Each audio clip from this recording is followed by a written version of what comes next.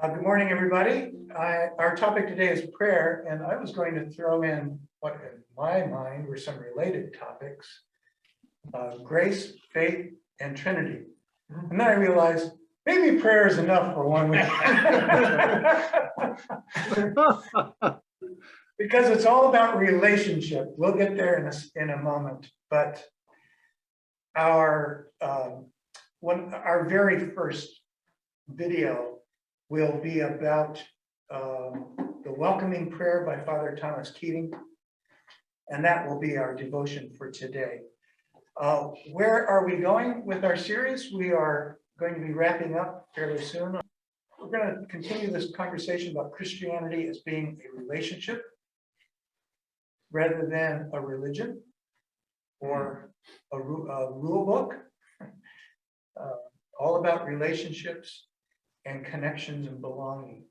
We have a guest coming from Garrett Evangelical Theological Seminary, Rudy Reyes, and his topic is the divergent Christ, by which he's referring to Christ as a type of neurodiversity,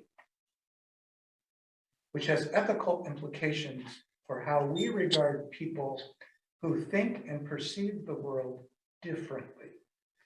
That there's not a better or a worse, there's just a lot of neurodiversity. And he sees in Jesus a keenly neurodiverse being. So here we go with Father Thomas Keating's The Welcoming Prayer. Father Keating was the founder of the Centering Prayer movement, and he passed away a couple of years ago.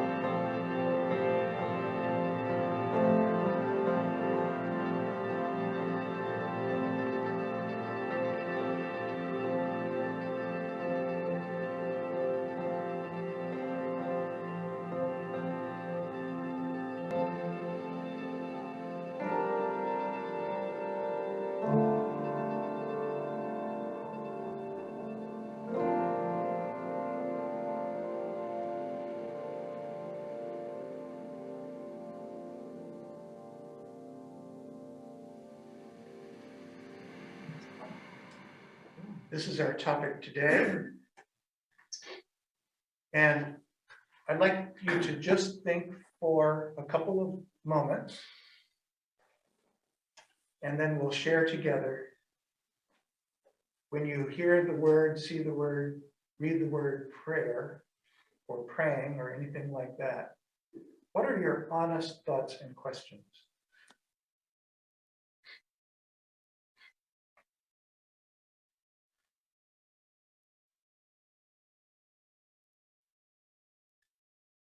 I'm going to stop share so we can see people at home in case they would like to also share with us. Just unmute yourself and speak. And those in the room, please share. Prayer, what goes through your mind and heart when you hear that word? When I was a little girl, I would pray for God to bless mommy and daddy and make me be a good girl. Because I thought that God could do those things. But now I don't think so. So I think that prayer is more for centering me or dealing with the world. And I'd love to hear what other people have to think. Thank you, Junior. Annie K. and then JS. I'll go next. I was trying to think about how to distill what I thought about prayer just into individual words or ideas. And the first one, I think, echoes from what I heard of something Junior said, which is centering. The second word that I thought of was communion, meaning being in communion with God. And the third thing I thought of also was relationships, being in relationship with those with whom I was praying for, and again, being in relationship with God. Thanks. Can I just add a little story? Yeah. The other day I was walking into work and I happened to park right behind a colleague that I hadn't seen in quite some time. And as we were trudging through the snow, after our initial chit chat about the weather, she looked at me, and I hadn't seen her in the building in quite some time. And she said, "I just want you to know I've been praying for you." And at first that took me aback. It's not always the typical kind of conversation you have with a coworker. But she had been aware of the fact of my mother's passing, and apparently she had written me down, and I think she keeps a list of people she prays for, as she explained it to me, and had been praying for me and my family. And I can't tell you how much that meant to me. And so when I say in relationship, it touches me deeply to be able to say that. Lovely, thank you. JS? Good morning. For me, prayer is about raising vibration, my personal vibration, raising the vibration in the space that I occupy, and raising the vibration of the group that I am praying with together. Albert Einstein wrote at one point something to the effect of, "The problems of our world will not be solved at the same level of consciousness that created them." And so I look to, when I pray, I am looking for gateways that will lead me to solutions or resolutions about what it is I'm praying.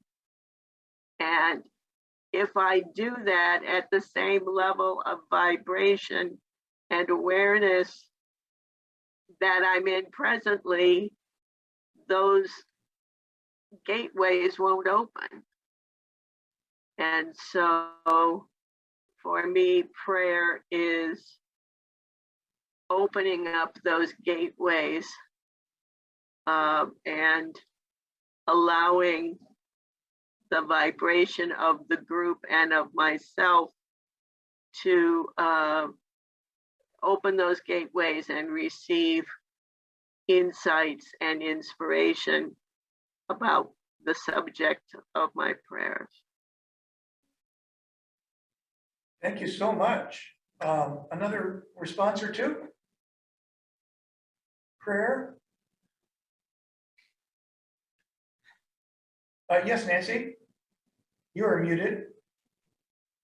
I thought that what JS and Junia said is so important, because your video talked about letting go of security, the issue of am I secure, and fear, and I think that's what you have to break through for me to get even into that.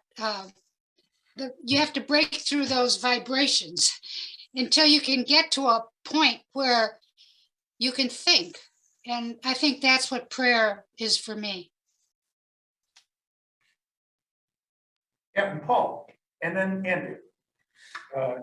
Just a thought about what, to me, prayer is not words.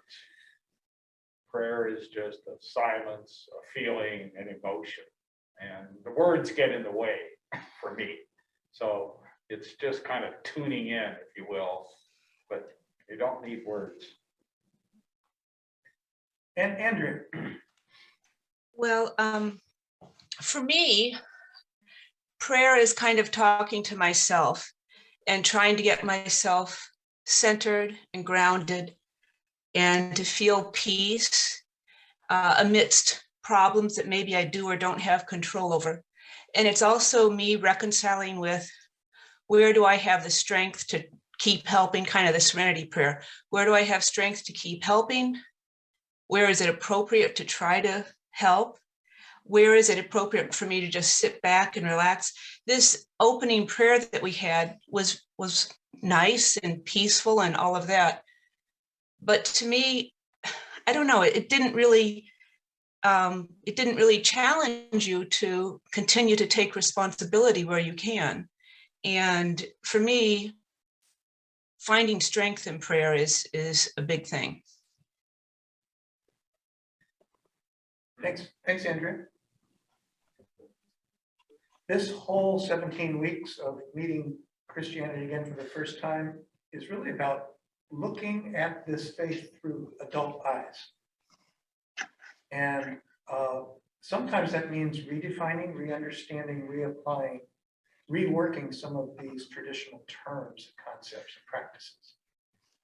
And this is true of the Bible, it's true of theology, it's true of liturgy, and some of these classic concepts and practices: prayer, grace, Trinity, we'll talk about next week, and faith.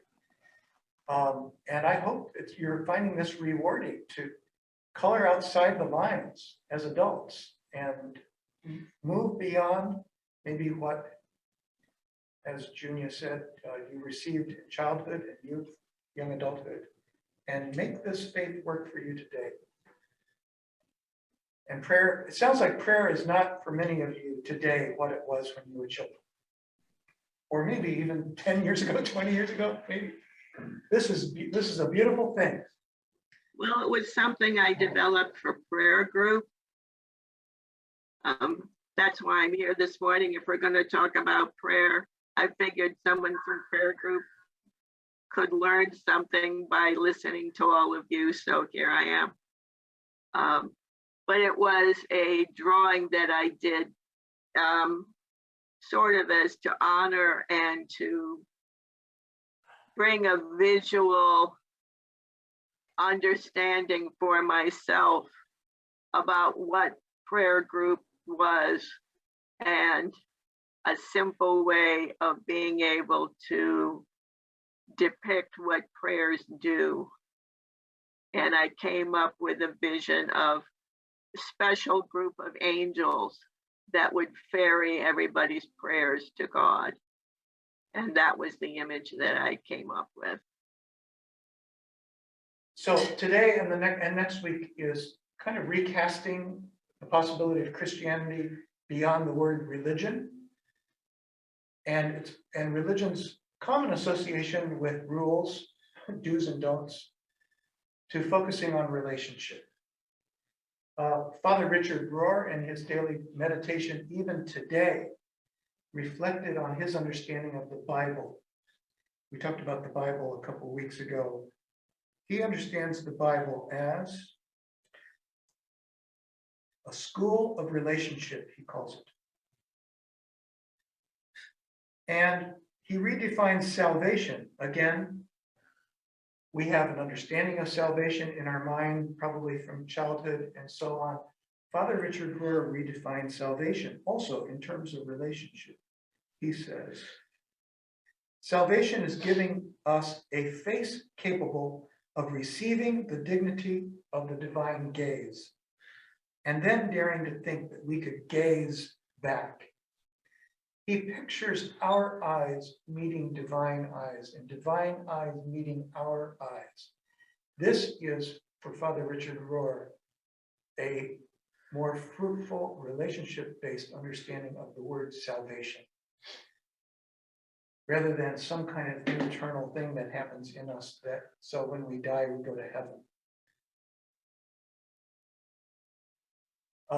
Some of you in your comments about prayer have already noted that when we're in prayer, we're not only connected with God, perhaps, however you understand that word, we're also connected with our deepest self and with others.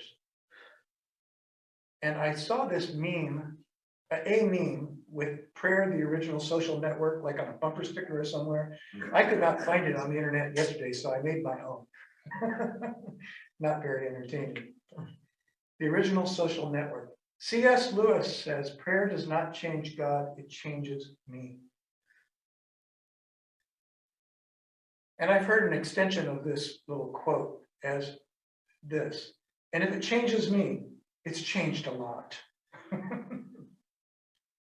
If prayer allows me to expand my compassion for self, for the world, for others, then imagine how much good that does for me, not only to Andrew's point, not only to how it makes me feel inwardly, but to then how I engage with the world when I'm not in a time of conscious prayer, meditation, reflection. Here is your $20 seminary words for today. Cataphatic and apophatic. If you're on Jeopardy, I hope these words come up because you will be prepared. Cataphatic is and apophatic are actually two approaches to theology and spirituality generally, but they can be used just in terms of prayer.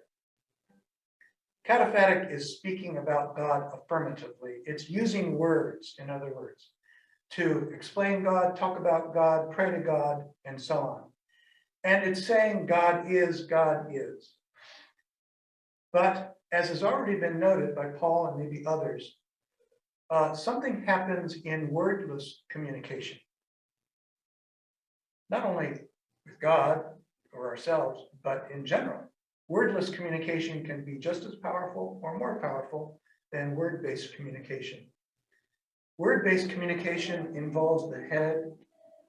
I'm not saying it's not also related to the heart, but when you are trying to put something into words, you're doing a lot of cogitating, right? Wordless meditation, wordless communication can be even more fruitful, involving the arts, involving music, emotion, and just stillness. And that is the apophatic way, the so-called via negativa. It's also called the negative way. Cataphatic is called the via positiva, the positive way.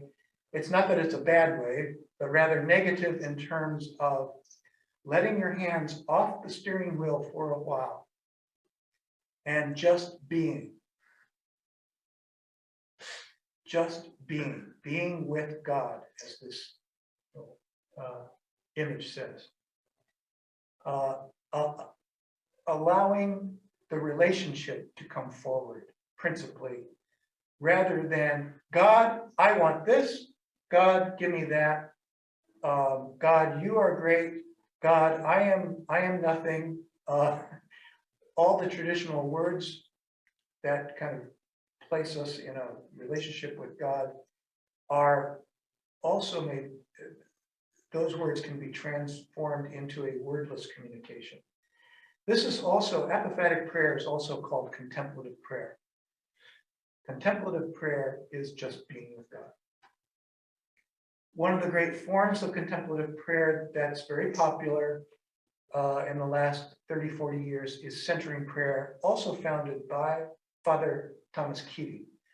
Father Thomas Keating, who wrote that welcoming prayer we did at the beginning, he was influenced by Father Thomas, the great Trappist monk Thomas Merton. Thomas Merton reawakened American Christians, Protestant and Catholic, to contemplative mystical tradition in Christianity in the 1950s and 60s. When he died in 1968, Father Thomas Keating took up Father Thomas Merton's work and said, let's find a simple daily practice that any Christian, Protestant or Catholic, can do to open up to this reality of God's presence in our lives. And it's called centering prayer. There's a centering prayer movement all around the world. There are groups that meet for centering prayer. There's one in Winnetka that meets every Tuesday at Christ Church at 2 o'clock. And you can be there in person or on Zoom. It's a very simple way of that apophatic, mystical, contemplative kind of prayer that as a lot of us grow older, we're more comfortable with, which is not to say that cataphatic prayer, spoken prayer is wrong or bad. There's just another way to pray. It sounds a lot like meditation. Yes. For me, I don't know. Yeah, I think of meditation as a form of contemplative prayer. Right, one form, but there are many ways to be contemplative. Here's a little chat by an Orthodox priest about his understanding of prayer. By the way, the Orthodox have a much richer tradition of contemplation than do Roman Catholics and Protestants. Remember when we talked about the incarnation at Christmas, the Orthodox understand the incarnation and the cross as being God's way of meeting us where we are and taking us to God. So Orthodox spirituality, theology is all about that connection, that relationship between God and human beings. What is prayer? Prayer fundamentally is a conversation. And at its best and truest, a two-way conversation. In prayer, I speak to God, but God also speaks to me. So prayer is not simply words that I say addressing God. Prayer is also the answer that God is giving wordlessly. Sometimes, very occasionally, Christians do receive a message in words from God, but that doesn't usually happen, and we shouldn't imagine that the aim of prayer is only that. You don't get something in the Royal Mail? No, not usually, though sometimes you do, first-class post.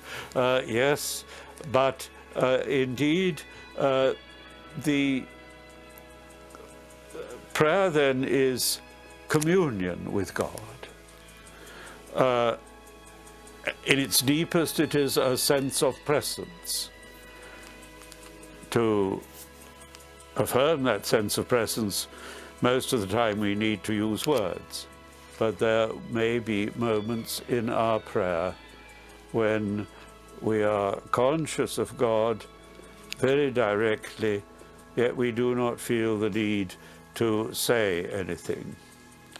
When I was a boy, I remember about 12 years old, hearing a sermon on prayer that I remember very clearly. Those who preach sermons should be careful what they say, because there may be children there, and children sometimes listen with great exactness. And I did on that occasion. And the preacher told a story about prayer. I don't think he made it up. He said once there was an old man who used to spend hours in church each day. And his friends said to him, "What are you doing all that time in church?" And he said, "I'm praying." "Oh," they said, "you must have a great many things you need to ask God for." And with some indignation he said, "I'm not asking God for anything." "Oh," they said, "well, what are you doing then all that time in church?"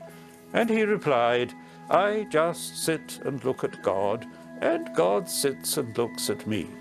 When I was 12 years old, I thought that was a good definition of prayer, and I still think so.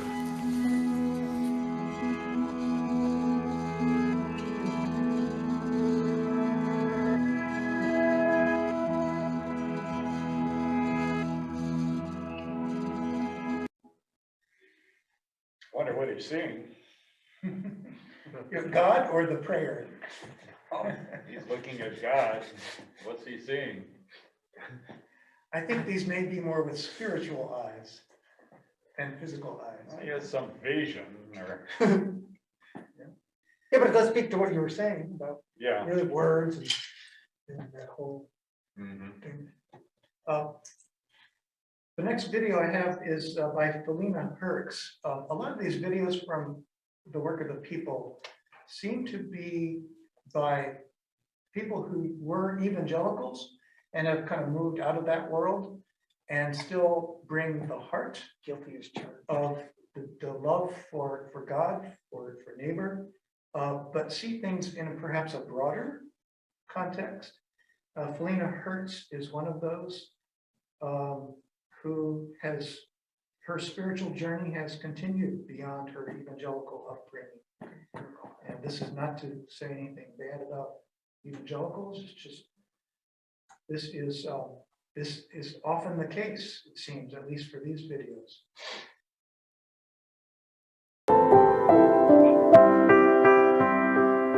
So there's so much we need to wake up to. Initially, I think it's critical that we wake up to our need for God, recognizing that I need God to do for me what I cannot do for myself, because as hard as I try, I'm not living into my greatest potential. I'm not living into my highest, truest self. And so waking up to that is the beginning. And in time, we wake up to how disconnected we are living, as if we're really disconnected. We're living under an illusion of separateness that is causing so many of the divisions and the strifes and the hardships that we create in life. And so waking up to the fact that we actually are more connected than we realize, that we come from the same source, that we are actually one. And to live from a place of oneness changes everything. To live from a place of oneness helps me love my neighbor as myself, because my neighbor is me and I am my neighbor. And how can we be true to the fact that we're all connected and we're all a part of one another? Waking up to our oneness changes everything with the way we relate to the natural world. That it's not an objectified reality over which I must exercise some kind of power and control, but all of life is meant to be in harmony with one another, serving one another for our greatest good, for an abundant kind of life. And we see that in science, in the study of various species and plants and animals, and the way in which the natural world works in concert with one another for the higher good. Somehow, as humans, we've been cut off from that natural order, but waking up to our connection and our oneness allows us to be in greater service of that harmonious concert that we're a part of. What is love?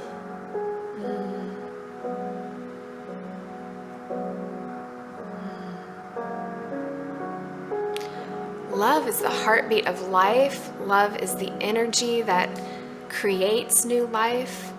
Love is what heals and what restores and what reconciles and what dreams and what creates new life.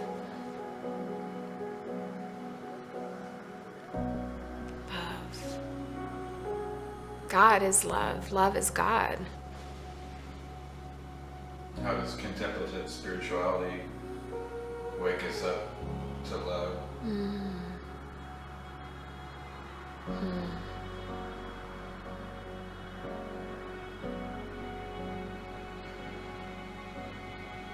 I think the problem with a lot of us is that we are so disconnected from love. We don't know that we're loved, and we struggle to see what's lovable in others.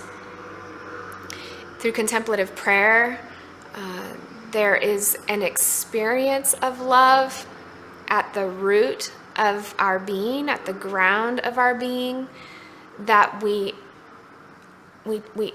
are able to open to it. There's no other way to say it, really. It's a coming to know. It's an awareness. It's like the veils being lifted from our eyes, realizing that we are born of love. We come from love.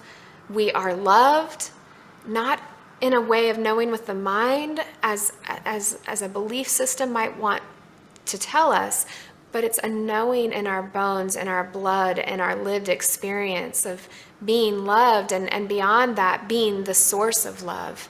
Because we are in God and God is in us, and this is what we come to know through contemplative prayer. It changes the whole way in which we move through life when we are rooted and grounded in love from which we've been born. Rather than an existence that is fundamentally afraid and anxious and questioning whether or not we'll be accepted by some God that's out there that we're trying to get to. Contemplative prayer reorients that whole perspective to find ourselves really in God. Scriptures say, in God I live and move and have my being. This is what we come to know through contemplative prayer. What gives you hope that we can wake up and begin to give birth to God and through us? What comes to mind is honestly the harried, frenzied, overactive life that many of us are living today in the 21st century. This actually gives me hope, because I think in some ways, more than in any other time, more of us are coming to terms with how much in need we really are, because life is so out of control. Life is overwhelming. There's too much activity. There's not enough downtime. We're all kind of burning ourselves out with our lifestyles. And I think this is actually a source of hope, because it's causing people to wake up perhaps sooner and earlier. And so what I see is that there really is an evolution of human consciousness, perhaps at a rate that we've not seen before, moving very rapidly, very fast. I think the digital world and the internet connecting us to one another and all of life around the planet is helping us even to wake up to this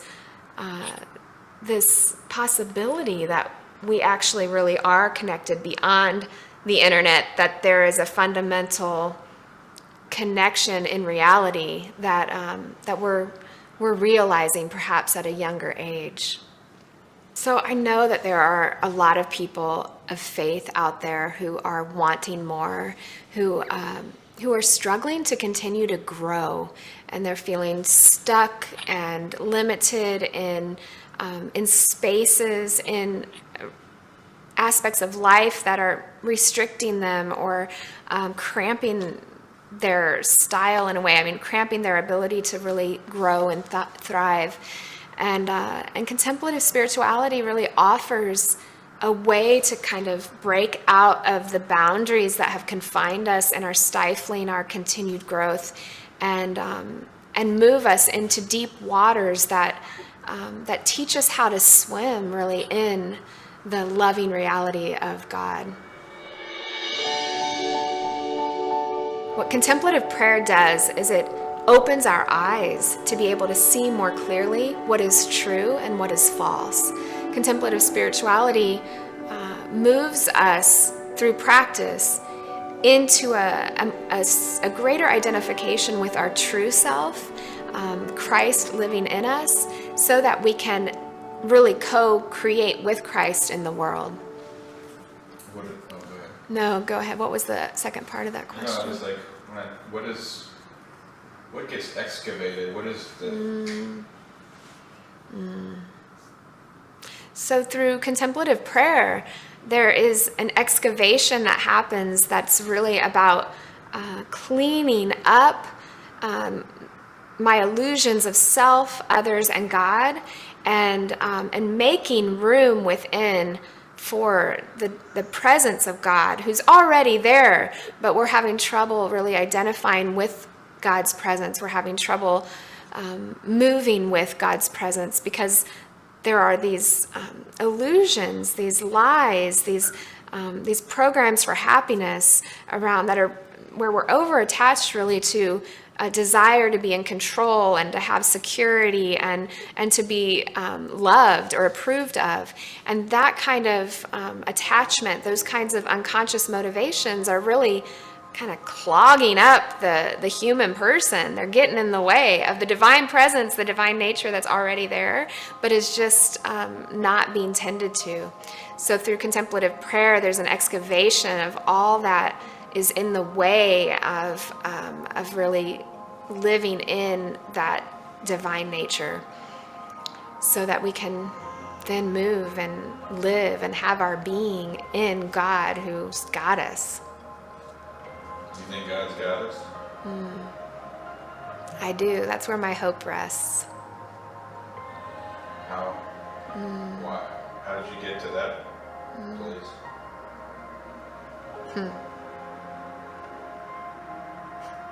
It's too exhausting to live any other way. It's too anxious-ridden to live any other way. Fundamentally, life has taught me and is teaching me to trust that God's got me and God's got us.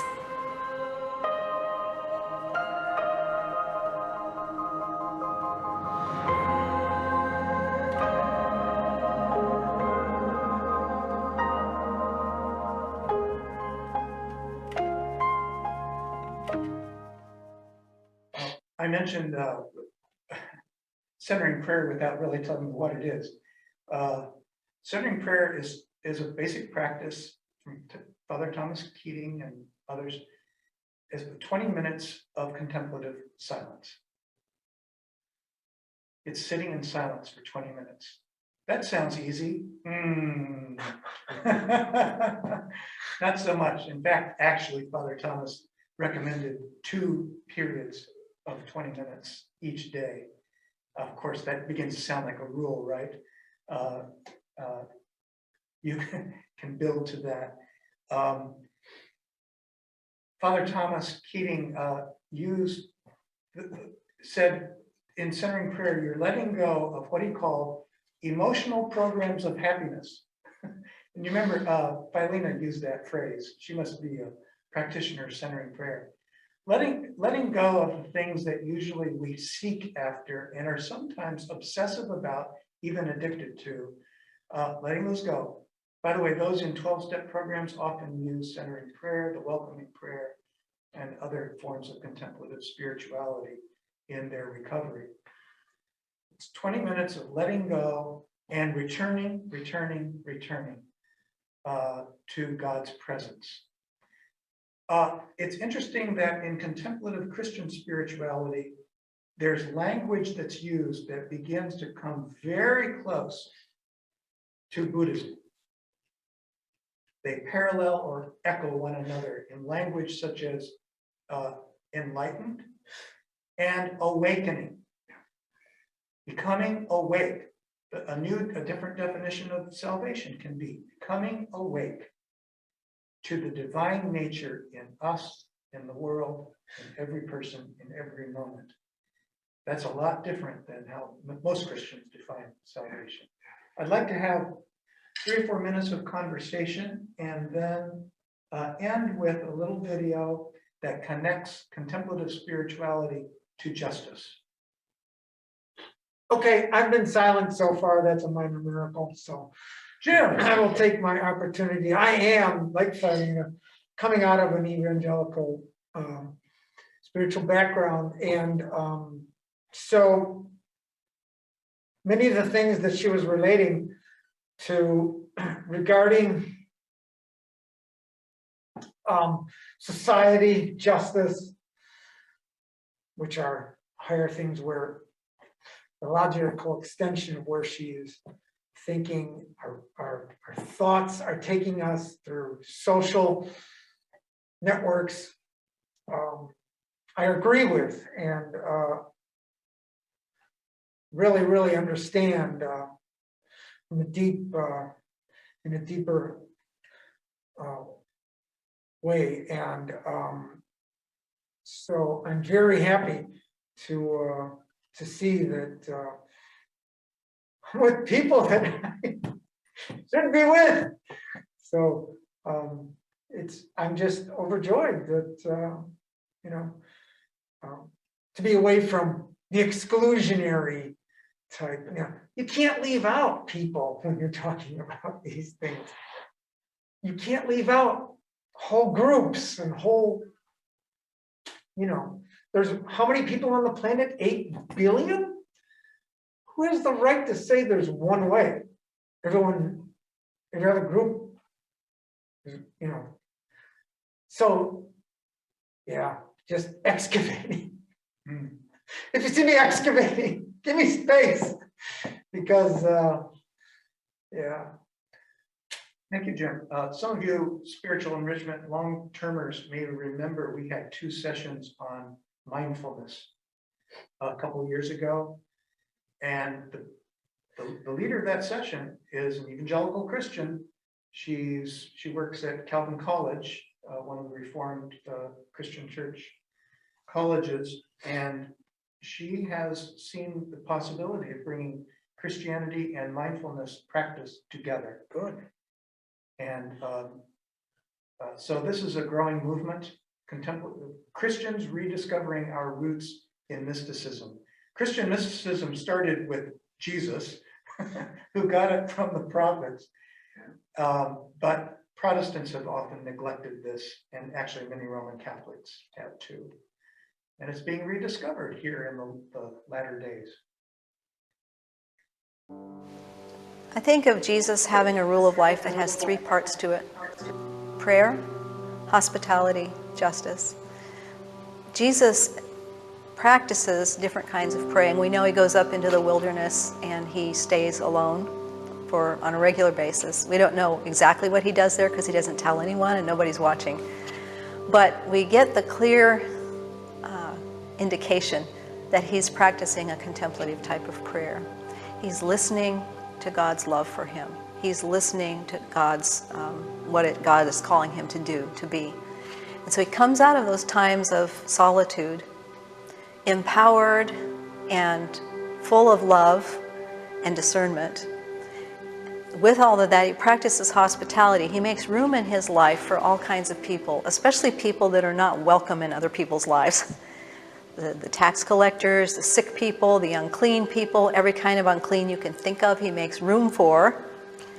And he, in that space, that sort of broad open space where he makes room for people, it's possible for them to be transformed. They can receive God's love, or they can reject it, but there's space there for them. So the prayer leads to the hospitality. And then out of these encounters with these people, Jesus brings healing and brings renewal and a new direction. And every time he does that, he's up against these systems of the powers and principalities in the systems. And so every act of Jesus healing and Jesus making all things new becomes an exercise in justice, God's justice. I think of God's justice being the same thing as God making all things new. That's how God does justice. He makes all things new. So when Jesus touches the woman with the issue of blood, for example, he's violating taboo. He's also, in a sense, pronouncing judgment on an unjust system of exclusion. He's touching her anyway. And it's that sort of thing. So in our lives as followers of Jesus, as we practice this contemplative stance, showing up, paying attention, cooperating with God, and releasing the outcome, we gain the ability to hear God.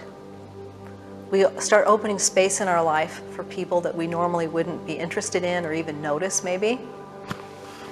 Even making space in our life for enemies somehow in our prayer and our practice.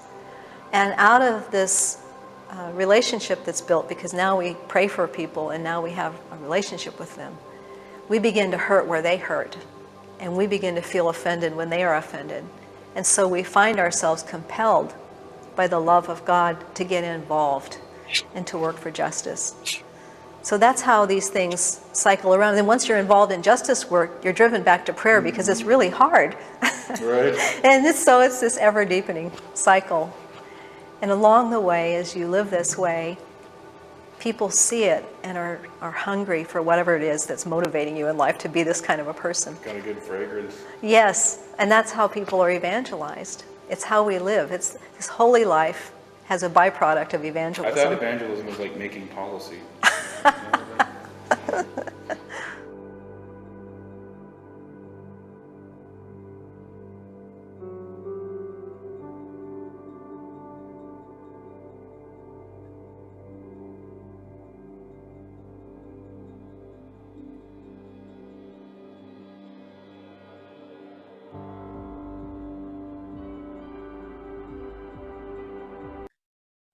I hope today's session wasn't meant to put down old-fashioned cataphatic prayer, talking to God, using words to talk to God, but rather to expand perhaps our understanding of prayer in a way that goes very deep in Christian tradition, in a way that includes other forms of prayer, other understandings of prayer. Helpful. Saint Francis of Assisi, I believe this is attributed to him. Yeah. Preach the gospel always, and sometimes use words. Yeah, and use words when necessary or something like that. Yeah, very loosely, yes. Yeah, thank you.